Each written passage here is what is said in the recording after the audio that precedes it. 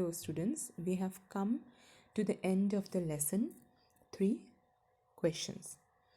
But before I conclude this lesson, we will do a little revision about the author, objective and the story. Now this story is written by Leo Tolstoy. Here you see the picture of Leo Tolstoy. He was a very famous Russian writer. He was born on 9 September 1828. He has written many famous novels and short stories. 3 Questions is one of his short stories. Now, in the story, we see that there is a king who wants answer to 3 questions so that he never fails. His 3 questions are: first, what is the right time to begin something? Second, what people should he listen to? Third, what is the most important thing for him to do? And the king sends messengers throughout his kingdom promising a large sum of money to anyone who answers these 3 questions. Now, many wise men came to answer his question, but they answered all differently. So the king was not satisfied with their answers, and he decides to consult a wise man who lives in the wood. Now, the hermit lived in the wood, which he never left, and he saw no one except simple people. So the king puts on his normal clothes and he goes to meet the hermit. And before he reached the hermit's hut, the king left his horse and his bodyguard and he went all alone. When the king came near the hermit's hut, he saw that the hermit was digging the ground in front of his hut. He greeted the king and continued digging. The king went up to him and said, I have come to you, wise hermit, to ask you answer to 3 questions. And the king repeats his questions. The hermit listened to the king but did not answer, and he went on digging.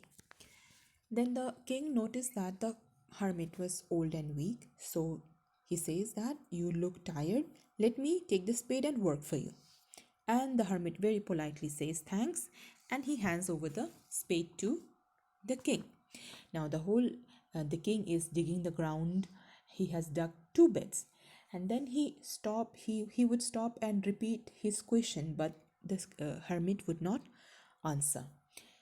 So in this way, whole day is gone, and the sun went down behind the trees. And at last the king asked the hermit. He said, I came to you, wise men, for an answer to my questions.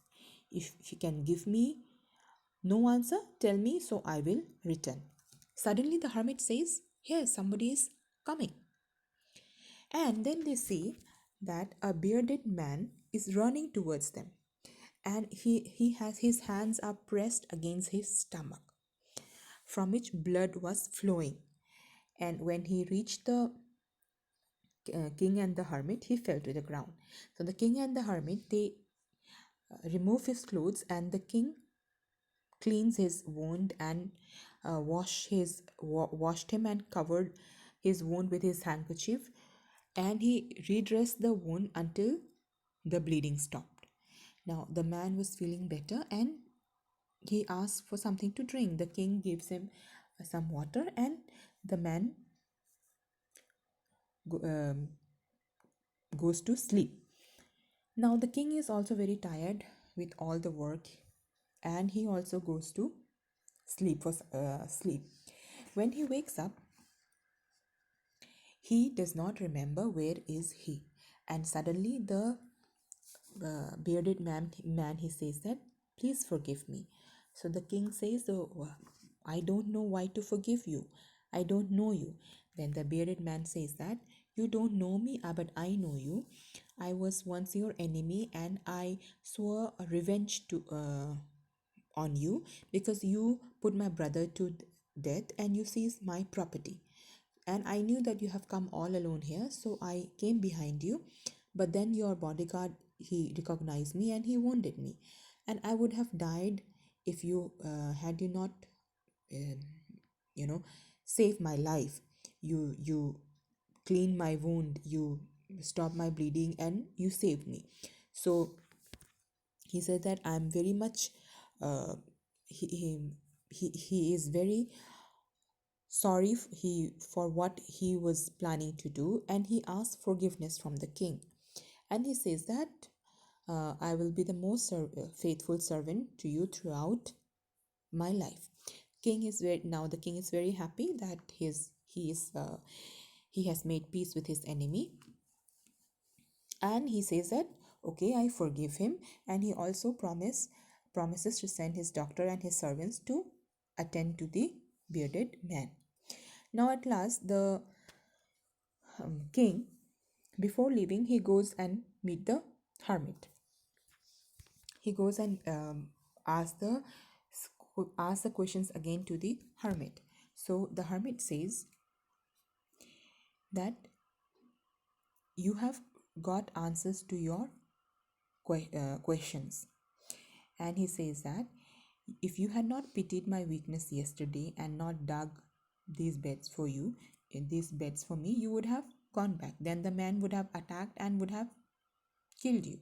So the most important time was when you were digging the bed, and I was the most important man for you. And to do me good was the most important business. Afterward, when the man came to us, the most important time was when you were caring for him. Because if you had not dressed his wound, he would have died without having made peace with you. So he was the most important man. And what you did for him was the most important business.